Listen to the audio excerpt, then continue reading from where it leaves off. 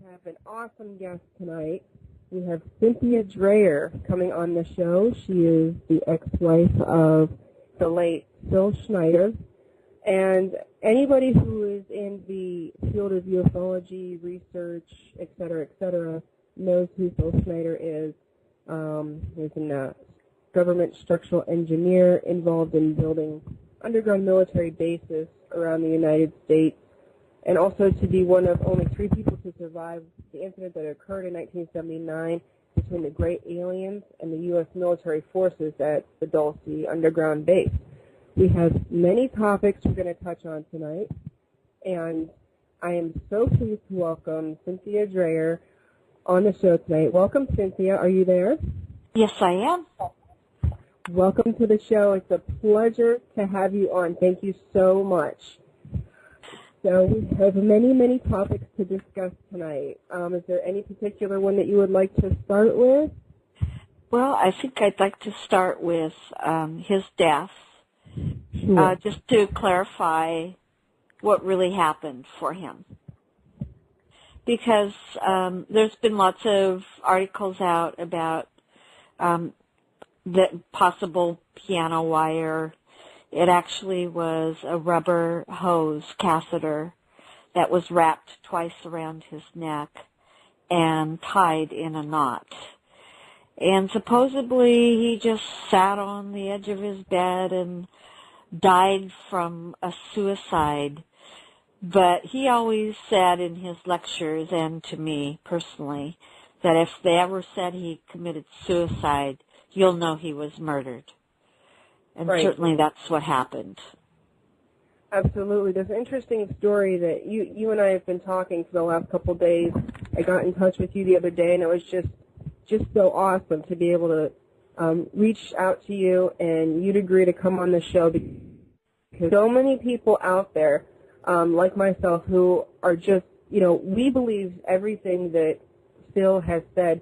And the incident that you had told us about how he was discovered and the initial report that was given, did you want to elaborate a little bit on what the initial report was given and how it came to be that this catheter tube was found? Yes, I was called late one night on the 17th of January in 1996, and I was told that he had died of a stroke and that he was, deceased and had been that way for almost a week.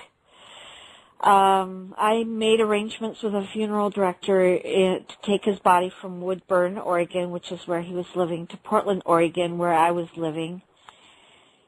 And later, the next day, I went to the funeral director and I said I wanted to see the body just to kind of make sure he didn't have a gunshot wound to the head or something, because his life had been threatened and he was talking about top government secrets. Well, the funeral director said he knew the coroner and he knew that the body would be okay, but he would check it for me. He didn't want me to have to look at it because it was decomposed a little bit there. The next day, the police called me and said his body had been taken to the medical examiner, that the funeral director had found something around his neck. The coroner had never gone to see him. Now, in Oregon, if you die at home, your body has to be examined by the coroner or his assistant, and that was never done. So that was the first clue right there that something was really wrong with his death. Later, okay. the medical, yeah. Also, to reiterate here, you had told me that he was, there was allegations that there was a woman going to his apartment where he was living and was giving him shots for MS. Right. In Oregon, we had a special experimental program for multiple sclerosis, and Philip had been diagnosed with that, along with a multiple number of other problems that were going on for him. But in specific, that one. So he told me he was in an experimental program with the Oregon Health Sciences here in Portland, Oregon, and a nurse came in and gave him a shot every week for the multiple sclerosis experimental drug. And sometimes he would call me and he would say, you know, I really can't see Marie, his daughter, this week because the shot made him so sick. Well, after his death, I wanted to get all the medical paperwork. I went to his personal doctor. And I went to the University of Oregon's hospital, and they said he was never in their program. So he was being given shots. Yeah, he was being given shots by a nurse that was a fake. This was not an authorized program. So they had no record whatsoever of any of their nurses on their staff going to give this experimental shot to Phil. That's correct. So we have no he idea was who this woman basically was. right, and I think this is the same woman that was involved with his death later on, and also that we saw after his death during when we were all together discussing his death at a church.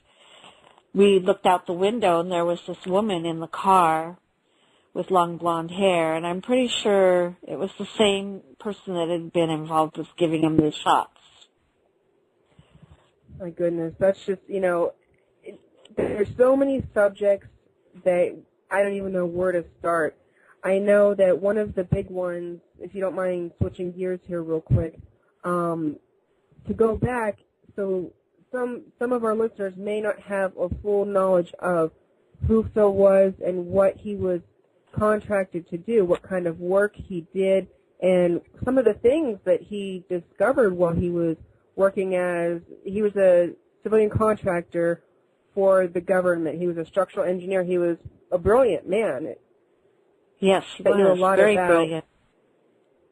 I mean, he had a vast knowledge. Yeah, he was working for Morrison Knudsen, which is a company, I believe they're stationed in Idaho. And he did a lot of work with that company doing military work. So he wasn't in the military, but he was involved with the military because he was a contractor. And he was doing deep underground mountain bases. Now, he was an explosives expert, so he knew what was needed in order to get through certain rocks so that they could build these bases. And some of them were 2 miles deep. So we're talking, a lot of explosives, a lot of work getting down into a certain area and then enlarging it it's like a city down there. One of the examples that he talked to me about was in Colorado, where he went down into granite. And so they're blasting down into granite, and suddenly they came to a cavity that shouldn't have been there. So they went down to explore what was going on, what this cavity was, and it turned out to have in it a UFO and an alien body.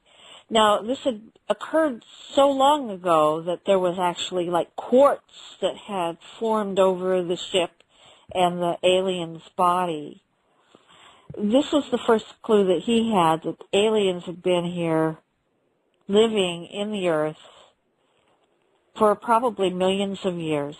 When we think about being invaded by aliens, forget it. They're already here and they have been here. They've been a part of our life since the beginning. The second time he told me... I'm sorry, go ahead. Oh, the second time he told me about the alien contact was through the deep underground mountain bases was the Dulce, New Mexico. Right, the Dulce firefight. Right, the firefight. And he told me about that, how the men came down. And to me, the number was like 21 people originally went down. They're blasting holes, and suddenly they discover that there's a cavern already there. So they go down and explore what's going on there. And they find lizard aliens, Dracos is what he would call them. So they're big, tall, reptilian-looking, and they also had some of the gray, what they call grays. They're the smaller, shorter, with the big eyes, the kind that you usually see in the people who have been abducted. Right. The typical gray, right. He told me about how some of them are very allergic to ammonia, and they would actually pee in their hard hat and throw the pee on the alien, and it would kill them because they were very allergic to ammonia. I had some theories about... Oh, go ahead, hon. Go ahead. Well, I had some theories about some of our mythologies, like vampires, that they're allergic to garlic. You wear garlic around you. Well, garlic forms ammonia. And to me, I think some of our own myths in the past are really based on the blood-eating aliens that he found in these caverns. They had a big vat of blood and human body parts. And they were actually, about that. Yeah, they're consuming humans. So there was actually human body parts down in the Dulce firefight, and as that story goes, to the best of my knowledge, he had a gun and shot 2 of them. Is that correct? Well, he got shot by a cobalt gun from one of the aliens, and I believe he had a gun as well, but the major damage was to him in his chest. Right. And he had a very severe injury where it would split open, especially when he was warm during the summer. And while he was married to me, he had that repaired. He had that injury repaired. What is a cobalt gun? Well, it was like a laser, I guess, being shot by a laser. So it was a very thin line, and it went right into his chest. It hurt his lung. I believe he had only half a lung on one side. So in one of his... Go ahead. Go ahead. Oh, well, in one of his videos, he would pull up his shirt and show the injury to his chest, and that was from the firefight. I have to apologize. There's a delay on my end, so I have to apologize for that.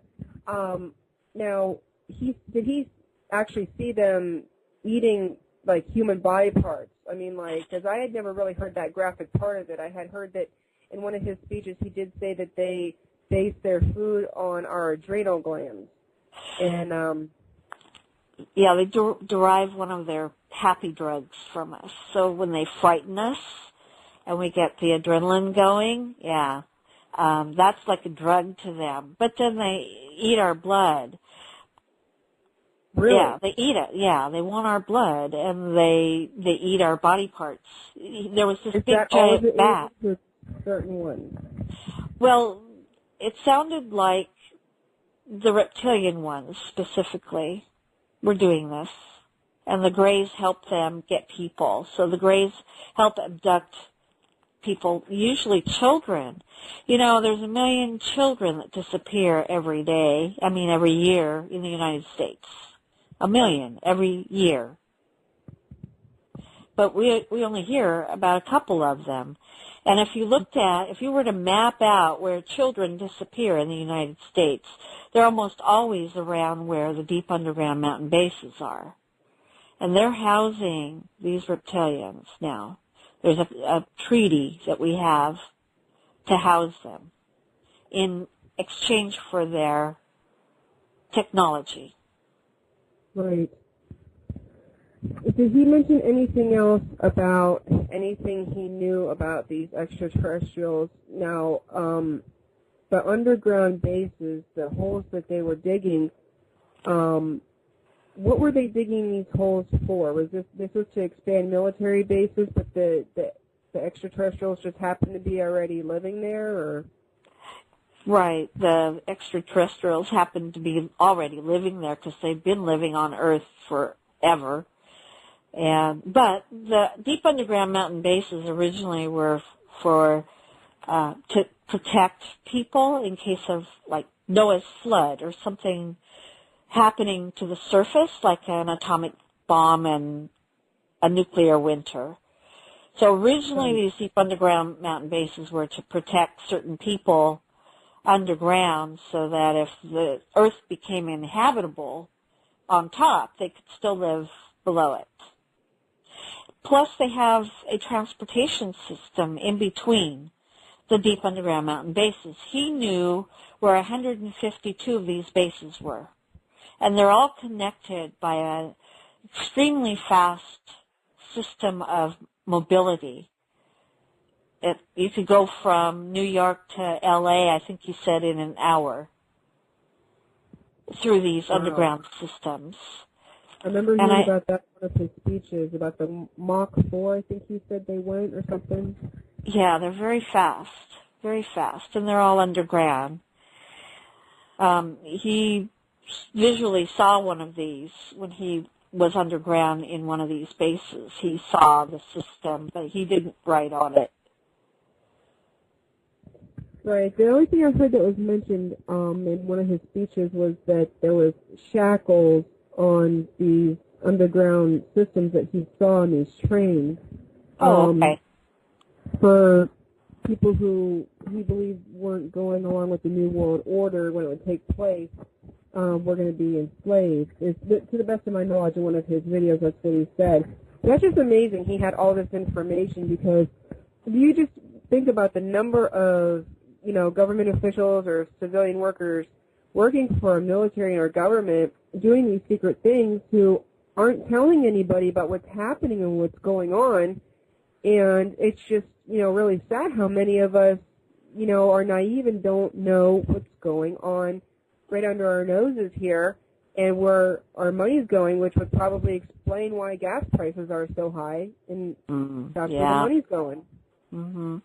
So let me clarify. Go ahead. I would like to clarify about the freight cars, because they're actually above ground. They're not below ground, and they're made by Gunderson Freights, which is actually here in Portland. We have the freight cars are being made here in Portland, Oregon. Apparently, one of the employees, got really concerned by what he was seeing, and when you look inside the cars, they have like 122 pairs of shackles inside of them. Oh, okay. And he took a photo of it, and because he knew Philip was lecturing all over the nation, he gave Philip the photo and told him about what was going on. Plus, it's kind of local for us because he was from Portland and Woodburn. It's very close. These would be used for the internment camps. So if you go to the New World Order, you're going to have people who don't want it, right? And so they have these internment camps, and these shackled freight cars will take the people to the internment camps. Oh, that's just chilling to hear things like that our, own government would do that to us. I think what was most amazing about that story is after the Oklahoma bombing, they were blaming the militants for doing the bombing, and they asked to go to the Senate and talk in front of the Senate and tell them what type of organization they are, the militants. At the very opening up, and I saw this on the news personally, they showed a photo of one of these freight cars and asked the Senate what it was. The Senate immediately closed down. They told all the people to go away. And that hearing was no more. Later in the paper, this happened after the Oklahoma bombing, when the militants wanted to have a hearing in front of the Senate. So they made public the freight car photo, and you know where they got it from, was Philip. Right. Because they wanted people to know, that a lot of things that are happening are really addressed toward a one-world government. Absolutely. And that's a lot of what Phil touched on in his speeches. It's just so remarkable. Another subject, if you wouldn't mind talking about a different subject right now, I want to get as much in as possible about things that he knew, is the Philadelphia experiment. Now, his father, to the best of my knowledge from what we discussed, was working on that program. Is that correct? Yes, he was. His father was Captain Oscar Schneider of the Navy. He was a medical doctor. So what happened with the Philadelphia experiment, Einstein and Tesla got together. They formed a machine that would vibrate the air, the water, sound, everything together. And they were attempting to make a Navy ship invisible to radar. But what they ended up doing was making a ship invisible to sight. On top of that, the ship could go from the Philadelphia harbor where the experiment started to Newark, New Jersey in like 5 minutes. So there was some sort of a time warp involved. When it reappeared, everything seemed okay. They turned on the machine again, went back to the Philadelphia harbor, and at that point, it reappeared. Men were like impaled in the ship. They were phasing in and out. I mean, this was the reality. It's not just a science fiction show. It really did happen.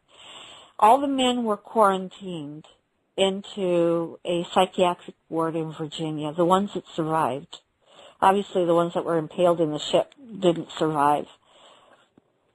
When these men died, Dr. Oscar would come in and autopsy their bodies.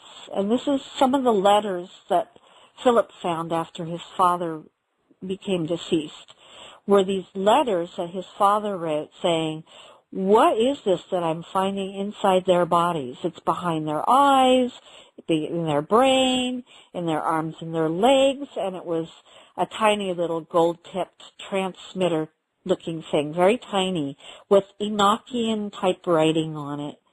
And it was an alien implant. I mean, we would know it as that now because we've seen so many of them. Back then it was a new thing. And so the theory is that the Philadelphia experiment got caught in with some alien interaction. And that's why when it came back that second time, it was all impaled. Excuse me. Oh, that's okay. I remember hearing about that show. I think it was, oh gosh, I can't even remember what show that was, probably on the History Channel or somewhere, but I do remember hearing about that. That's a very famous incident, and I can't believe that Phil's father was involved with that. That's absolutely just stunning. And then to hear of his own account, and I know, you've told me several things about strange coincidences in your family regarding, your line, and I won't bring any of it up. I'll let you talk about it if you want to talk about it. Yes, I'd like to talk about the Operation Crossroads, because that was another experiment, Black Ops, that Oscar Schneider was involved with. So again, he's a doctor with the Navy. He's there at the Bikini Atoll with what's called Operation Crossroads, and they actually set off 2 different atomic bombs. There were ships. I mean, it's amazing how many times I see this on TV. You'll see the atomic bomb go off, and in the water you'll see these little tiny ships. Well, those are, Navy ships that were in the experiment. They had goats and different kinds of animals on them, and after the bomb went off, Oscar would go on these ships and look at the animals and see what the radiation did to them. But in the meantime, when they set off that first bomb, photographs were taken at the top of it, and UFOs were coming up out of that Bikini Lagoon. So you had the mushroom cloud, the UFOs coming up out, and water dripping off of them. They were coming up out of the water. Now, the head of this experiment was General Joseph Stilwell, and I got a book on the Operation Crossroads. I was very interested in it, and it suddenly dawned on me that a young boy that my daughter had gone to school with was named Joseph Stilwell, and I thought to myself, wow, what's the coincidence in that? I'm going to call his grandfather who was raising him. So I called the grandfather, and I said, I'm looking at Operation Crossroads, the book, and I notice there's a Joseph Stilwell, and your grandson is named that. Is he related? He goes, yes, General. Joseph Stilwell was my uncle. And Wow. my grandson, yeah, wow. And my grandson is named after him. And I said, well, yeah. So and he lives right here in Portland. So I said to him, well, my husband has some photographs from Operation Crossroads showing things coming up out of these clouds. And he says immediately, oh, you mean the UFOs? And I said, yes, the UFOs coming up out of the clouds. And he goes, yes, I was in the airplane that was taking the photographs. And I saw the UFOs coming up out of the Bikini Lagoon. So here was someone who, out of all the coincidences in life, his young grandson goes to school with my daughter, and both of our families are involved with Operation Crossroads. But here's a first-hand account, whereas Philip was just using the photographs, and he was totally right. I mean, there was a base, underground base of some sort for the aliens there in the lagoon. It makes you wonder about where just coincidence ends and fate, destiny, or whatever else picks up, I mean, some things are just too coincidental, and, when you start to connect everything, it makes you really just step back and take a look at the big picture like, wow, what am I to be seeing here? What am I to be getting out of this whole situation, with trying to push for disclosure. And I know, unfortunately, after Phil passed away, all we had to go by was the videos that are up on YouTube and whatever speeches were made. And I thought, my gosh, it's been so long, this story not be swept under the rug. There's just too much information that needs to get out there. And I'm just really grateful that you're on the show and you're able to corroborate things that Phil talked about and give a first-hand account of, your life with Phil and the things that he talked about and the things he experienced and things that you experienced and, the strange things that happened. I mean, I saw the original letters. I saw the original photographs with the Navy SEALs on it. They stamped their photographs a certain way. This was not fake stuff. This was real stuff. And all of that was taken. When he died, and I went into the apartment after his death, his higher math books, his notes that he was writing for his book, all the photographs, all the alien materials, everything was gone. Now his wallet, his jewelry, his money, I mean, things that most people think of as valuable was still there, untouched. Except his wallet was kind of a weird thing, but that's another story. It's just that the police go, oh, well, somebody stole photos, huh? They stole what? What? They don't understand. Yeah. Mm-hmm. Yeah, you're just making it up. Why would they steal that stuff and leave all this other stuff here? It wasn't a burglary. It wasn't a murder. It was just a suicide. And I know it wasn't. Oh, absolutely. I mean, we know better, and, there's so many corroborating things that, the catheter around his neck and the things missing from the apartment, yet money was left, and, and the mysterious woman going to the apartment, and then you also had what you referred to as a watcher that lived across the street from you the entire time. Oh, yeah. So when Philip first moved into my home, I had a longtime neighbor across the street. I mean, she'd lived there for decades, and all of a sudden she's moving out and a new person moved in. So it's exactly the same time that Philip is moving in, she's moving in. So this is 1987. In 1996, when Philip died, I'm at his funeral. I'm visiting with people who've come from all over, from Canada, Georgia, Washington, and she's moving out. at the very same day of the funeral because she didn't need to be there anymore. But that was a watcher. That was someone who was designated to be there to see what me and Philip were both doing, our movements. Did she have any family with her? Did you notice any visitors or children or anybody else? No, I never noticed anything. Did you ever talk to her? I just talked with her a little bit just to say hello. Hi, I'm Cynthia. I'm your neighbor. And, kind of what happened to the other neighbor. I was kind of curious why she had to move. Did she say why? Well, she said, she had a fire and her family decided she needed to go live on her own. I mean, live in a assisted living place. She shouldn't be living on her own anymore.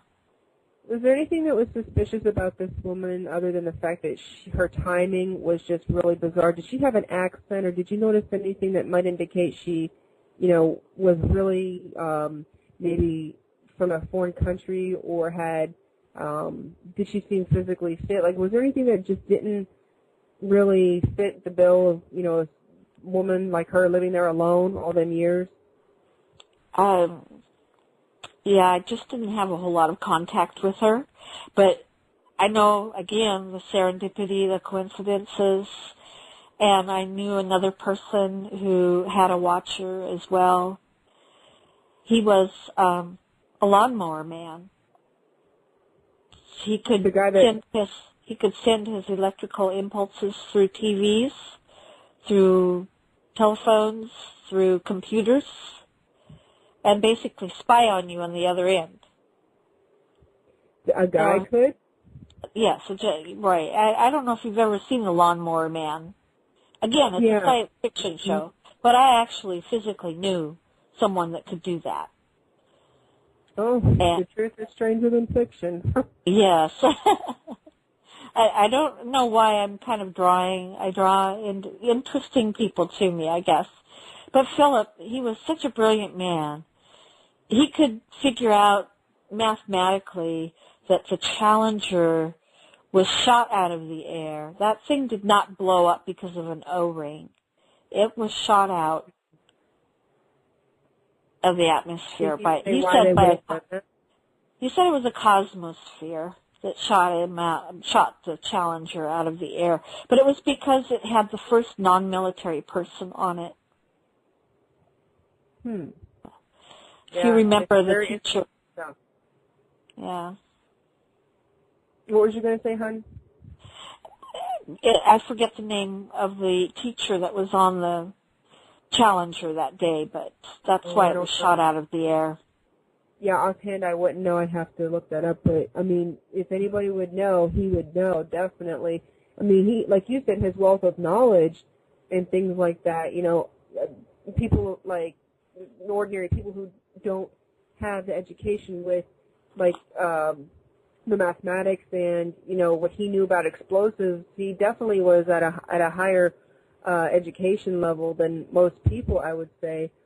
And that gave him an advantage, that a wealth of knowledge, that power of knowledge. Yeah, and also he talked about the Oklahoma bombing when you talk about explosives and him knowing what caused what.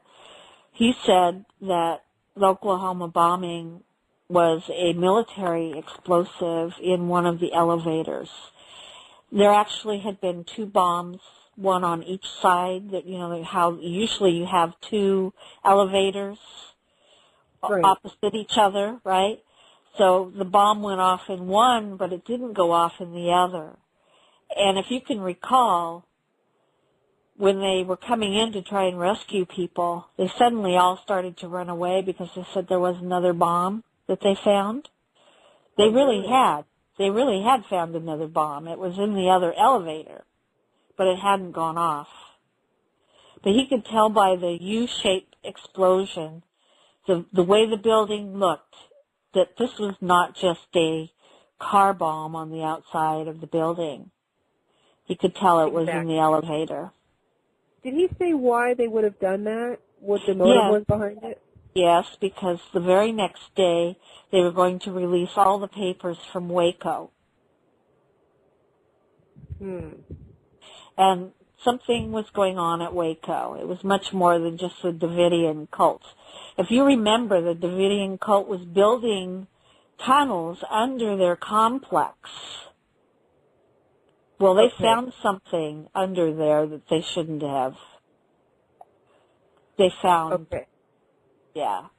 So this was tied into that complex where, gosh, that was so many years ago. I'm trying to refresh my memory on it. There was mass suicides at that complex, or like, what was the story behind that one? The FBI went in and they were trying to get the people out, and instead of getting them out, they accidentally set fire to it and burnt all the rest of the people that were there in the complex. And they found them in a bus underneath. They were, had been trying to build these tunnels underneath their complex, and they found a lot of the people who had died in that tunnel area. Okay. So but the FBI basically went in and slaughtered them, yeah. So they found something? He didn't say what they found? Well, he believes they found one of the tunnels that goes to the alien complex. Oh, really? Yeah. Wow. And it just so they just find out. So that gets better and better. So the Oklahoma bombing was actually to cover up what was going on for Waco. And all the federal people, the people that were in the federal government, if you look into the story, they were not in the building. Somebody knew ahead of time that was going to happen. Yeah. They knew ahead of time it was going to happen. Oh, that rings a bell. That rings a bell with, current events or within the year 2000. So it's just, it doesn't surprise me. It really doesn't. I hate to say that. So the reason Phil wanted to be a whistleblower, so to say, was due to a friend of his died, Ron Rummel? Yes, uh-huh. Did you want to tell us that? Yeah, there was a little digest that they were actually writing. Just a little digest. It was called the Alien Digest. And it got to be pretty famous. They were getting orders for it from Australia. Beachhead is another newsletter that talks about aliens and the One World Order and some of the top secret things that are going on in the world. So it was actually going out a lot into all over the United States. So for this little tiny Alien Digest, it was getting a lot of people to look at it. And all of a sudden, I remember Philip calling me up one day saying, Ron Rummel is dead. I said, Dad, what happened? Well, they found him in a park. He shot himself. He killed himself. And I said to Philip, Philip, you know Ron. He wouldn't have killed himself. What the heck? Are you sure? So he went and got the police report that showed he'd been shot with a gun, and there was blood on his hand, but not on the gun. So apparently, after he shot himself and killed himself, he wiped his gun off. Oh. Mm-hmm. Yeah. Which, of course, couldn't happen. So somebody had been there and forced him to shoot himself. And that made Philip really mad. Right. What was some of the things that was being printed in that book? Do you know what they were talking about in the book? I think they were talking about, again, how there are several theories about how the One World Order is going to happen. They're going to fake an alien attack so that we have to all get together and fight the aliens, and they're going to create laws that will allow them to put people into the concentration camps that don't agree. Well, we've come pretty close. If you think about Katrina and what happened there, Bush almost got through one of these orders that would have given him powers in martial law. Right. And that could have been nationwide, and that could have started it right there. So but it didn't go through. Sorry, go ahead, hon. But it didn't go through. Thank goodness. Otherwise, I'm sure the world would be a little different right now. So at that time, what was some of Phil's thoughts on what he believed the one world order, how it was going to happen? Besides the fake alien attack, did he say anything at all about, I don't know, maybe some of the aliens being on our side and trying to help us in this? That's a good question, because he said there were 7 types of aliens, and out of those, 2 were friendly that actually tried to help us. One of them looks very similar to us. They're a little larger. Did he say what they were called? He said they were from the Pleiades. Oh, the Pleiades. So the aliens that were from the Pleiades looked more like us and were more friendly to us. But in his mind, he said all aliens were bad because they were all trying to manipulate us. Whether it was good or bad, they all had their own agenda as to why, we're either a food source or something else for them, that they wanted to control us. And so it would be really hard for any of us to determine which one was good and which one was bad. Obviously, the ones that are eating us in a vat of blood are the bad ones. The Greys are their minions. The Greys are working as slaves for them. But there are several other varieties out there. I remember in one of Phil's speeches he talked about actually knowing about one or some of the aliens that were working with us along to help us with our technology. Right, and I don't know whether helping us with our technology is helping us. There was an agreement, a treaty that would allow them to abduct a certain number of humans in exchange for them sharing their technology with us. So they had to give a list of all these people that they abducted to the government, so they were allowed to do it. However, the government found out that they were abducting a whole lot more than what they were giving them. So there's about 15 million people in the United States that have been abducted. Well, it doesn't surprise me, and I just can't fathom how, that's how, the audacity of, it's a shame not everybody in our government can possibly be that bad, but you got to think about the ones that did that treaty with those extraterrestrials.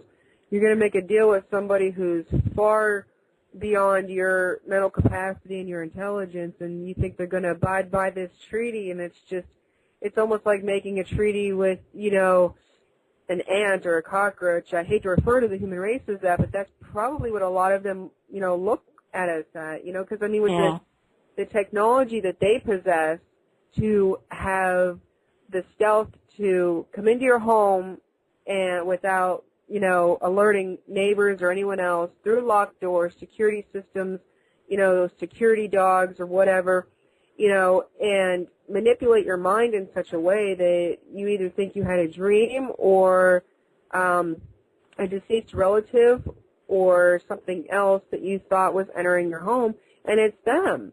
And it just blows my mind that, we would think, oh, well, give us your technology and we'll give you some humans. And I can't believe they think that the extraterrestrials would actually go along with that. So it doesn't surprise me that it ended up the way it did and they lost control over the situation. I think one of the reasons why Philip was talking out, not only because of his friend who was murdered by suicide, but because he had, a child. He wanted his daughter, Marie, to be able to survive. And he could see a big danger on what was coming. He wanted people to know, he wanted his daughter to know that I think knowledge is bliss. The more you know, the better able you are to react to a situation. So if you know that X aliens are already here. If they're attacking us, it's a falsehood. Then that's going to help you react in a different way and keep the one world government from occurring. So Phil truly believes that the New World Order would have a lot to do with a fake, staged alien invasion, and that's how they would do it, would be to scare all of us into mass hysteria and believing whatever they would say, oh, well, here's how we fix this, type thing, when actually there won't be an alien invasion. You've got it. That's it. Oh. They're already here. There's no invasion. Do you know which kinds are already here? I know you mentioned the Greys and the Dracos. Are you aware of any other type of extraterrestrial that Phil may have mentioned that may already be taking up residence somewhere in the mountains or underground in Earth? Well, he said there were 7. So obviously we know about the 7 that are visiting us, whether they're already living here or coming in on ships and visiting us. Okay. The ones that are underground right now are the Greys and the Draco, reptilian types. And they're like vampires. They eat us. They suck our blood and create fear for their drugs. When I think about, some of those stories, like the vampires, even the Pied Piper, some of these stories just are, I think, clues to keep us safe. Oh, really? Hey, if you think about the Pied Piper, what does he do? He opens up a mountain and takes the children away. How do you open up a mountain? Right, exactly. It's a deep underground mountain base is what it is. And even Open Sesame, what are they doing? They're opening a mountain. So That's interesting. I never thought of it that way. A lot of these ancient stories that we have are really clues about what's here on Earth already. There's so many reports all the time about strange aircraft, strange lights, strange activity around mountainous areas, and areas like that near military bases and out in the desert. And there's so many. If you do your homework, you go online, and this is for everybody, you find so many stories about strange military or beings coming out of like the mountain area regions near Arizona and Nevada, and you can only hear so many stories before you finally click and say, gee, maybe there's some truth to all this. And that's the purpose of this show, is to pursue disclosure, because in my opinion, our government, the United States government at least, I can't speak for other governments around the world, the U.S. government is never going to disclose and admit to the alien presence. It will never happen. You might hear 1 or 2 clues come out of NASA or wherever else. Our government will never admit to it, and that's my opinion. I think that we, the people, are the disclosure. Our voice, our stories, our information that we share with each other is the disclosure, and that's all we need. Because we already know. We already know. They can only lie for so long, and I've seen the craft. I've seen the strange, whatever they call it, the TR-3B or whatever, that mocks the alien technology or has alien technology. I've seen it right here in my neighborhood, because I live in Northeast Ohio. I got Vienna Air Base in Youngstown, not far from me, and then in Dayton is Wright-Patterson Air Force Base, which allegedly the Roswell crash saucer, along with the alien recovered bodies, were taken to Wright-Patterson Air Force Base. So do you want to hear a tie-in with all of that? Absolutely. My father, my biological father, was working at Wright-Anderson Air Force Base. Think about Operation Crossroads, okay? You have Operation Crossroads, and you're dropping an atomic bomb. Do you know where those planes came from? Probably Wright-Patterson. Actually, they came from Roswell. Okay. They came from Roswell, okay? So here you have the bomb going off. You've got all these ships coming up out of the water. And a couple of months later, you've got alien ships crashing in Roswell. And that's not a coincidence, believe me. I saw a movie. I saw a movie on Roswell, and they show this captain going into the office, and on the back wall, it's the Bikini Atoll. It's the same map that Oscar was looking at in a photo that I have. It was like, oh my God, the light bulb goes off. So many of these things are tied together. Operation Crossroads, Roswell, Wright-Patterson, all of those are all tied in together. And so is Montauk, New York. Yeah, I'm just now learning about Montauk, New York. That's something I got to go do some research on. And that's what I love about having this show, and I'm so glad that you're on with me because, knowledge is power. And I know like I said, there's a lot of people listening to the show right now that believe everything that Phil said about what he knew regarding all of these subjects. And I think it's wonderful that you're on the show to corroborate that. And anything else that you could tell us that we may not already know about that you think we would benefit from. I know it's been a long time. I know a lot of it is probably difficult to remember at this point. But anything else you could tell us about anything he may have talked about regarding any of these subjects of importance that we could, benefit from? You mentioned that you've seen craft and what have you.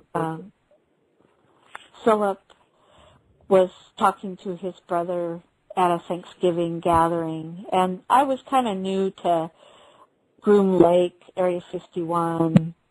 I really didn't know that much about it, and they were talking about it. Apparently, both Philip and George Schneider, his brother, flew top-secret planes out of Area 51. And I heard George say to Philip, if you keep talking about this in public, you're probably going to end up dead.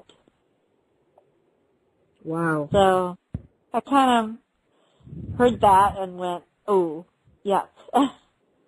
That there was. You mean talking about like the aircraft, talking about the top secret aircraft? Yeah. One of the first programs he gave was about the B-12 and the stealth planes.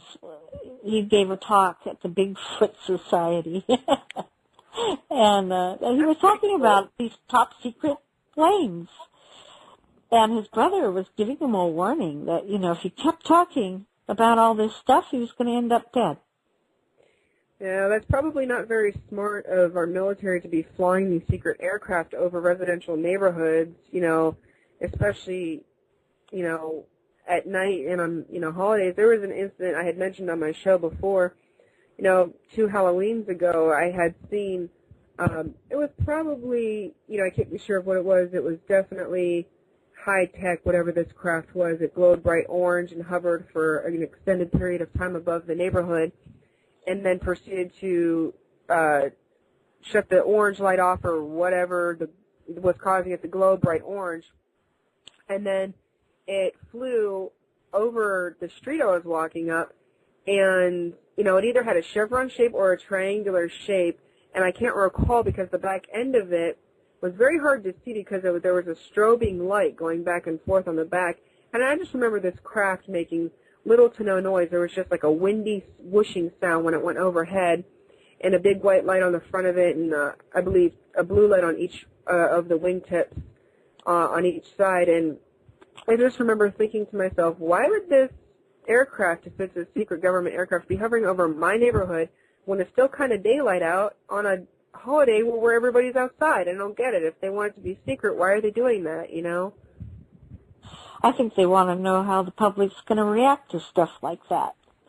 You think it was sort of like a stage then?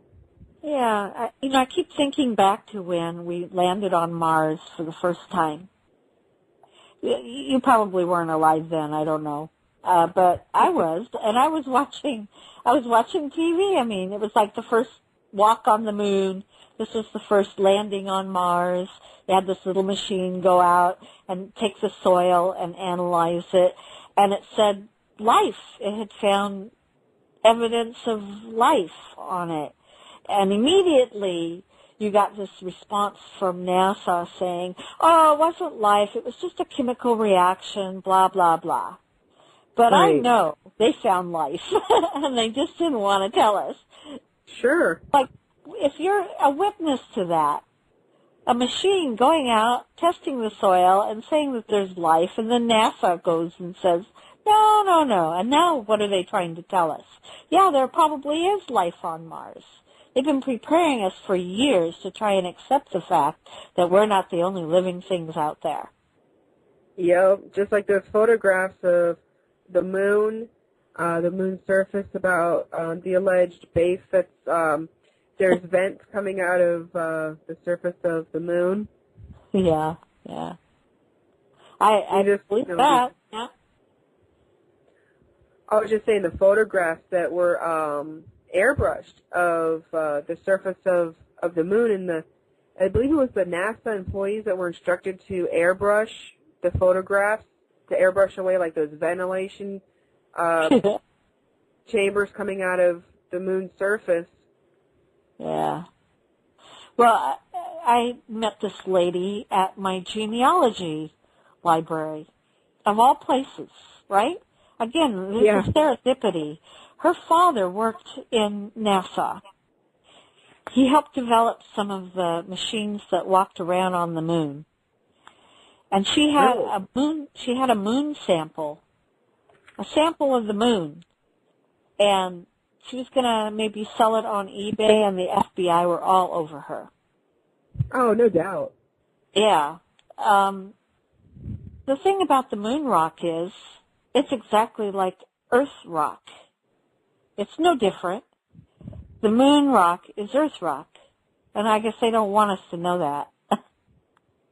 You'd be surprised at, like, the experiment they did where they allegedly, people were saying, oh, we blew up the moon and because we want to see water spray out of it. You got to wonder what was the real motive behind it. Hey, let's see if the moon has water. You just now want to see that? It's been a while, you know.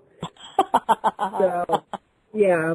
Hey, listen, Cynthia, a friend of mine is calling in. It's Chris Augustine, and he has a website called aliensthetruth.com. And he's calling in right now.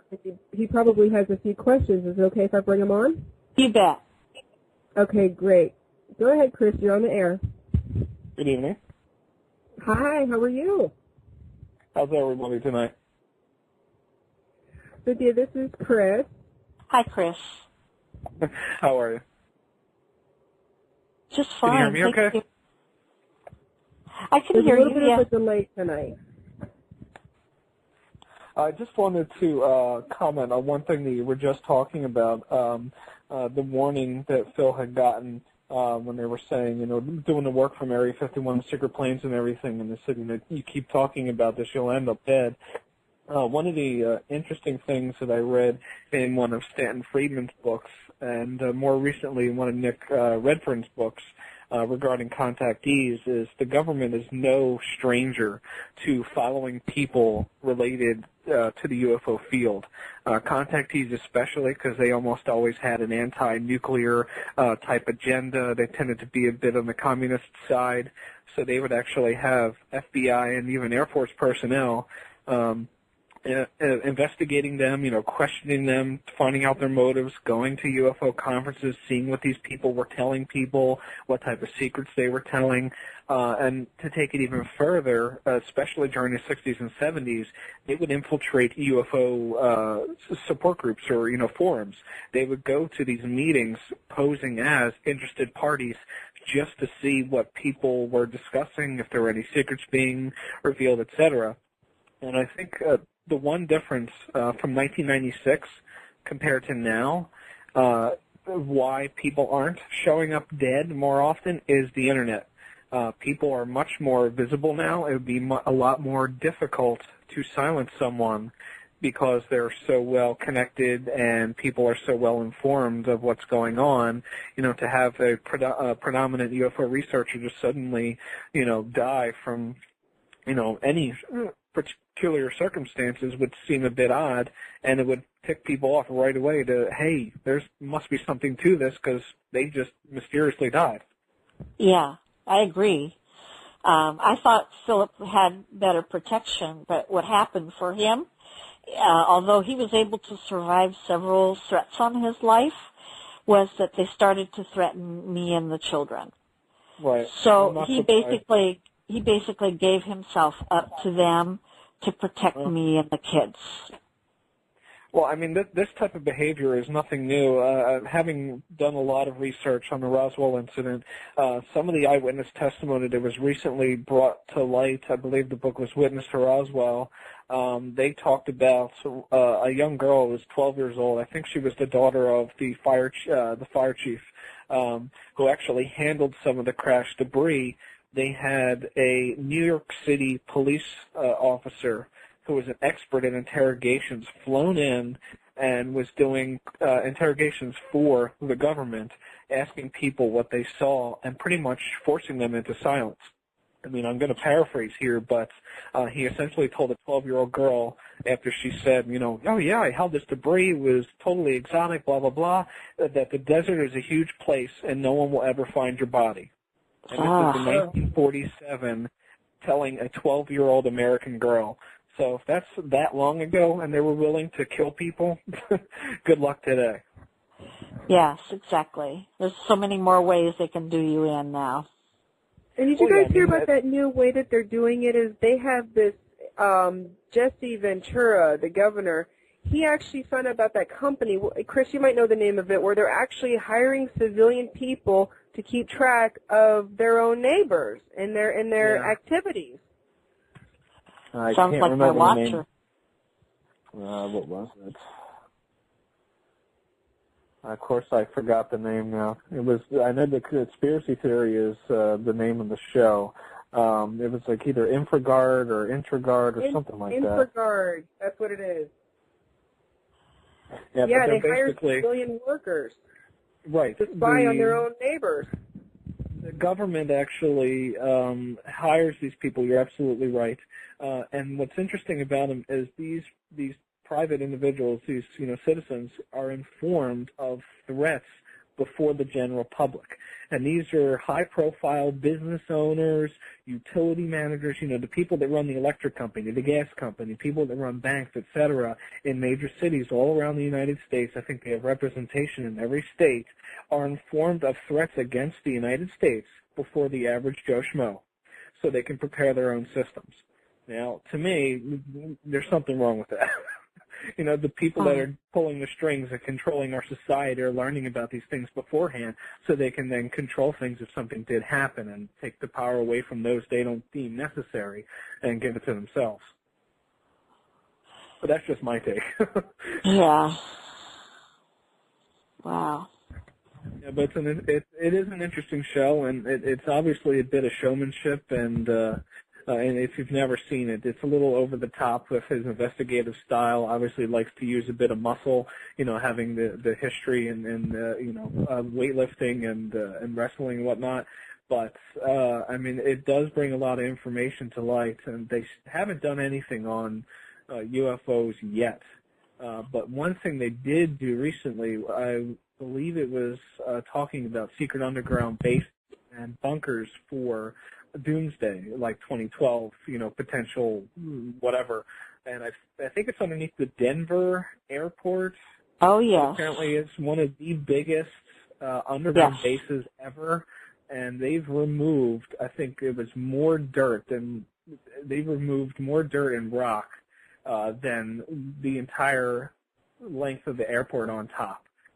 So nobody knows, why all this is being excavated. I mean, it's humongous. And then they actually toured the airport, and they saw all these murals, and they said something like, for the New World Order or New World Government, this is like the first airport for it, and then they had these plaques what looked like a doomsday type thing. There was huge waves and cities on fire, and it was kind of even displaying this as like a Mecca or like, you know, a safe place, whatever. So, I mean, it looked pretty interesting if you put the dots together. Philip actually analyzed all those murals because they're very Masonic, and a lot of the symbols in it are Masonic. Yep. His dad was a 32-degree Masonic, so that was some of the books that were stolen after he died, were a lot of the Masonic symbolism books that he had. Interesting. Wow. I mean, like I said, the more we talk about this subject, the more, like, my mind gets refreshed about things that, you know, I think this is what they would like to have happen. You know, the government, they would like things just to fade and to get swept under the rug. And like I keep trying to stress to the audience is we got to keep fighting for this disclosure. And the way we do it is just keep talking about it, keep spreading the information, and just keep making it in the public eye. And that's great that people like Jesse Ventura, who's, you know, a celebrity, people are obviously going to look to him, you know, more so than someone like me. You know, I'm not a celebrity, and that's great that he's doing that because it's getting more people involved. And one of the things I wanted to sort of backstep on real quick with you, Cynthia, is I remember I asked you when we were talking earlier on the phone, one of the things that I found perplexing was, I mean, I have no doubt that extraterrestrials are real. I have no doubt whatsoever. And I had asked you, did Phil ever mention anything about how what he felt, how the aliens were getting into people's homes, like behind locked doors and so on and so forth? And you mentioned something like dreamscaping or things like that. Yeah, I mean, there's remote viewing and dreamscaping, but I think for the aliens, they have a interdimensional ability to actually go through walls, buildings. I mean, they can do things because it's a vibration. It's kind of like a transformer on Star Trek. They can go through places, but I've seen them walk through doors and walls in my own home. But Which luckily I ones have didn't you get seen in your home? abducted. Yeah, Were they I the didn't get Greys? abducted. They came through, though. They were the Greys, yeah. Oh, wow. I mean, that's just chilling, you know. And that's where the chapter in Philip's book that I was writing was how to avoid being abducted by the aliens. And it had to do what with, did he say? How do you avoid that then? well, ammonia, for one, because many of the aliens are allergic to that. So you could spray Windex with ammonia around your room, on your windows. You could have garlic, because garlic produces ammonia. So, you know, again, that vampires theory, how some of these old myths were ways of telling us how to be safe, is actually having garlic in your home or around you will keep them from abducting you. Also metal, like a piece of meteorite or a piece of iron or a magnet, because if they try to transport you onto their ship, it messes up with all their electronics. So if you have like a piece of meteorite or a magnet, also the cross, the sign of the cross, doesn't have to actually be a cross even, but again, a sign of the cross. There's something about that, the power of it, that can keep you from being abducted. And in fact, that's how it was for me. I grabbed the cross that was on my neck, and they went away, and never came back. And never came back. Thank God. Oh, So there's lots of different ways. I've heard that before, where you know, you hear so many, you know, Chris, his website, he hears a lot of the abductees' experiences. And Chris, I think you would agree that, you know, sometimes that works for abductees and sometimes it doesn't. You know, Right. the religious aspect, not just the Christian background aspect of it with the crucifix, but other religious articles that people thought would keep them away didn't work.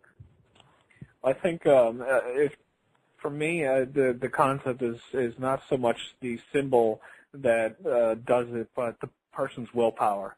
and something that they believe in. And I think it's all power of thought and power of mind and mind over matter type thing, that if you consciously will this to stop and you put up a fight and you do not allow it, whatever your symbol of power is can help you.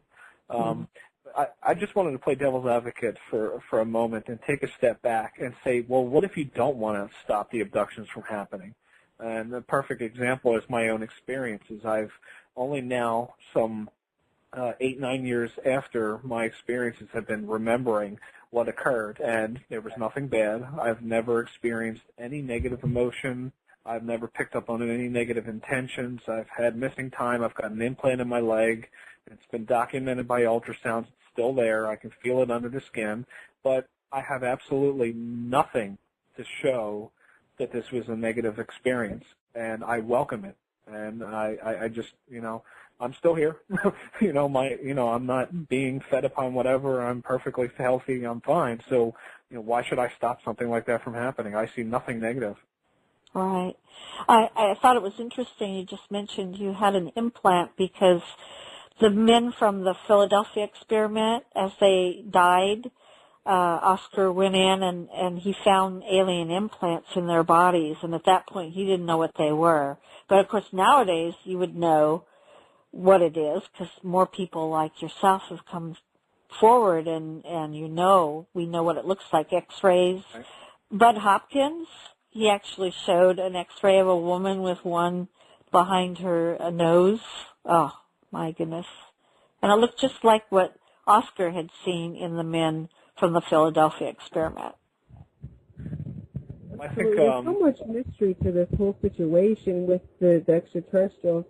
I myself, with my experiences, to be honest, I don't have much memory of them, but it's usually of them coming into the room and bringing me back, or coming into the room to take me. And, you have to wonder why all this secrecy and everything, which maybe there is like a bigger agenda going on, and I'm sure there is.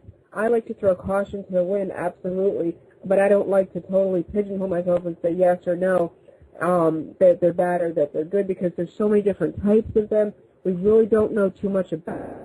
Thank goodness that Phil, has had some information at least to provide knowledge to us all, and I think that's remarkable. And I'm glad that you're on the show and you're able to give us a different perspective, a different point of view, and that's just amazing that Phil has been able to experience and see all of these things.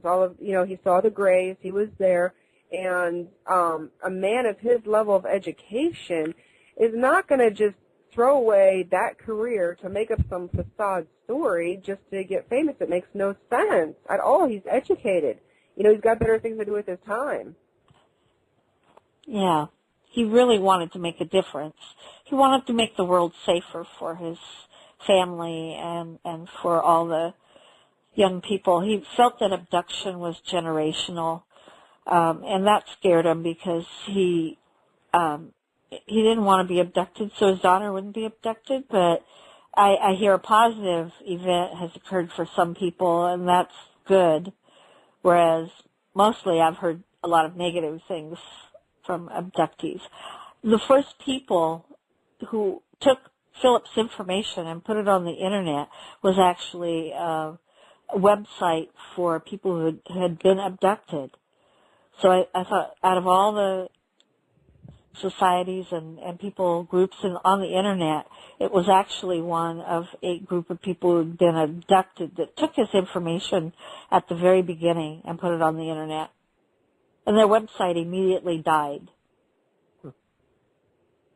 Oh, and same thing happened with, because the information that Philip had to tell, I guess, is so dangerous that they kill the websites to keep it from happening. Yeah, there's definitely, no stranger to those sorts of things happening. It does seem like, when people see things they shouldn't see or learn of things they shouldn't have learned of, unfortunately things start to happen for them. And what I like to do is just try to keep a peaceful attitude, kind of surround myself in white light and just trust in that I do have angels watching over me. And, you know, I'm a firm believer that good does triumph over evil. And I don't know if I'm just, you know, optimistic or whatever, but, you know, I'm not going to stop doing the show. I'm not going to, you know, be afraid and, you know, go run the other direction. I'm all about making sure that disclosure happens, you know, because it is important. It is a fact that these abductions are going on, that, you know, there's just so much. I mean, Cynthia, when you started talking about how, you know, the Oklahoma City bombing tied into the Davidian complex, you know, I had never thought of that before, but it makes perfect sense. You know, you got to look at these big, you know, events that are happening in our nation's history, and you got to take a second look at it. And like you said, there's clues. There's clues all over the place that we just have to be more aware of, I think. Yes. Do you want me to talk a little bit about bombing? Yeah, absolutely. Oh, absolutely. okay. So, because Philip was a structural engineer and he was an expert in explosives, so he was the one that was actually blowing out the holes for the deep underground mountain bases. He was very familiar with all the different explosives and their effects.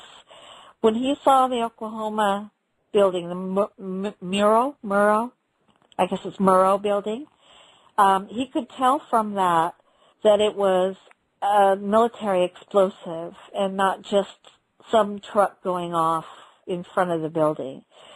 And in fact, he eventually felt that it was a bomb that had been placed in the elevator, and another bomb had been placed in the other elevator, but only one went off. And so that's why he had kind of a U-shaped explosive effect. If you recall in the news films, as people are trying to rescue people at the very beginning, they all start to run away because they said they found another bomb. And then they go, oh, no, it wasn't another bomb. Well, it was another bomb. It was in that other elevator. And the cover-up is so big. The reason why that bomb was exploded is because the next day they were going to bring out all the information about Waco, the Davidian cult, and what happened at that compound. And so what was happening at that compound? Well, if you remember, they were building tunnels under their compound, and they had a bus down there and all sorts of, they were building things under their complex, and they found something that they shouldn't have found. Something to do with the aliens and the tunnels that were under there for them. And I think that's why they were killed, and that's why the Oklahoma City bombing occurred. Right. Well, Chris and Cynthia, we got about 10 minutes left in the show. Is there anything in particular that either of you wanted to talk about before we go off the air and close it out for the night? I could talk about the Gunderson freight cars. Sure, that's fine. Okay. Chris, did you have anything? No, I just wanted to thank you for the discussion. I'm going to hang up and just continue to listen online. So, thanks again. Okay, Chris. Okay, thanks, Chris. Sure. Well, I know the Gunderson freight cars are a local thing here in Portland, Oregon, and one of the employees was really concerned because the freight cars had human shackles in them, about 122 pairs of human shackles in a freight car. And so he took a photo of that, went and talked with Philip. A lot of things came to Philip that way because he was lecturing all over the United States. People who had wanted to make known odd things would come to him and say, would you talk about this? Because people need to know what's going on. And so he took the photo, he took the information, and made it a part of his lectures. And he was feeling that when the government tries to go to the one world government, there's going to be a lot of people who are not going to agree with that.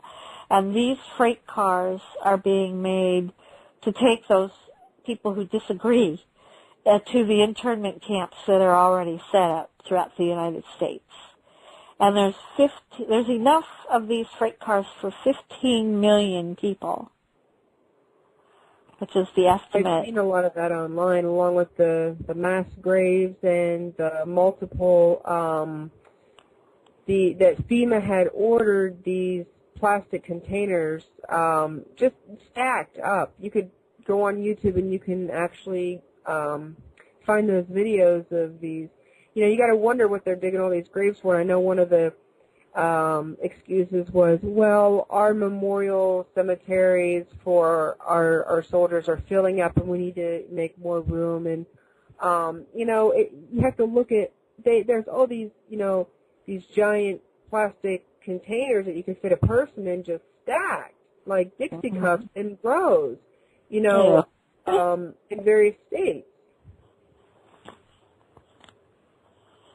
Well, I know after the Oklahoma bombing, there was a special meeting by the militants with the Senate because the militants were being blamed for the Oklahoma bombing, and they wanted to, you know, clear out who they were and that they didn't do that. The Senate agreed to it. That was interesting. So they came together, and it was televised on TV. And the very first thing the militant brought out was a photo of this Gunderson freight car with the shackles. And they go, Senator, do you know what this is? You know, it looks like a freight car with human shackles. And that senator got so upset, he closed off the meeting, and that was it. Now, in the Oregonian, which is the local paper here in Portland, it said about, oh, this is a new type of constraint for cars in a freight car. Yeah, 122 shackles is going to be used for cars to secure them in a freight car, I'm just sure. But that was the explanation they gave in the paper. So I hear that your daughter is sort of like carrying on Phil's legacy. She's getting involved in you know, his works and the videos of him. Yeah. Marie was devastated. She was 8 years old when he died, was murdered, and she doesn't feel that justice has been served because of the death certificate that says he committed suicide, and we know that's not what happened. And I think our hope is that with the continued efforts that she and I have tried to do, that perhaps they will question the fact of his death and change that to at least unknown or homicide, because that's really what it was. It was a homicide. I just cannot believe the coroner decided that the rubber catheter hose that was wrapped around his neck that was done by suicide. That's just absolutely bizarre. I mean, I've just never heard of that, and for them not to even notice it, you know, until, what, a day later, it's just very bizarre. Yeah. Well, we got 5 minutes left on the show, Cynthia. What do you think the number one thing you want people to remember Phil by? What do you want people to think of when they think of Phil? Yeah, he truly believed, you know, in what he was telling the public. He knew he was endangering his life by doing it. He had a lot of medical issues going on for him and felt his life was not going to be that long anyway, but he wanted to take the knowledge that he had and give it to the public. Thank goodness they had those videos going when he was giving his lectures. I feel sad, though, that they didn't show more details of, like, the photos that he was showing or the medals, or, I mean, you don't see the real detail that I saw in the original photos and the original paperwork that he had. And that all of that is gone now makes it really hard to say, hey, you know, it's all truthful. Well, where's the evidence? Well, you know, it's gone. They took it. He didn't leave anything to you or to your daughter, any evidence at all of... No, I mean, well, let's say if I had anything, I gave it away. Right? Okay. I didn't want to endanger me or the kids. We'd already been threatened by him being dead. You know, I mean, he gave himself up to protect me, to protect the kids, I have a son and a daughter, and he didn't want anything to happen to us, and the threat was that if he didn't give himself up to them, because he'd been able to escape them time after time, then they knew where I worked. They knew where the kids went to daycare. They knew where they went to school. That was the threat. So I can't imagine the fear you guys must have felt knowing that Phil was, doing these works and that you guys were being watched and everything. And I just want to thank you and, your children for trying to carry on, Phil's legacy and his work. And it's unfortunate that, all of the evidence was stolen, and, hopefully maybe someday, somehow, some of it will, be recovered somehow. But, what's important is you're here to tell the story and keep it going. And the show's about to end here in about 2 minutes, so I just kind of wanted to wrap up here with you, Cynthia, and thank you very much for being on the show. And if one of our listeners wants to get in touch with you further to maybe, ask you some questions that they would feel more comfortable just contacting you, is there an email or something you can give out that you wouldn't mind people just, emailing you some questions, like? Sure. Email would be a good way because it's tough with my phone. So it's CIM, as in mother, B as in boy, I, D as in dog, at Comcast.net. And I don't go on there very often, so if it takes a little while, I'm sure you won't mind. But I was very honored to be on your show today, and thank you for remembering Philip and his work. Oh, no, thank you very much. And just to reiterate that email, it's CIMBID, is that what it is? Yes. Uh-huh. Okay. At Comcast. Yes. Okay, wonderful. Well, Cynthia, we're about to go off the air here, but I want to thank you very much for everything that your family has done to preserve, our own rights, as American citizens, and that is to freedom of speech, and disclosure is a right of way for everyone in the human race, and no person has the right to take that from anyone else. So I want to thank you for being on the show, and thank you to all my listeners, and I will talk to you soon, Cynthia. Thank you, Carrie. Bye-bye.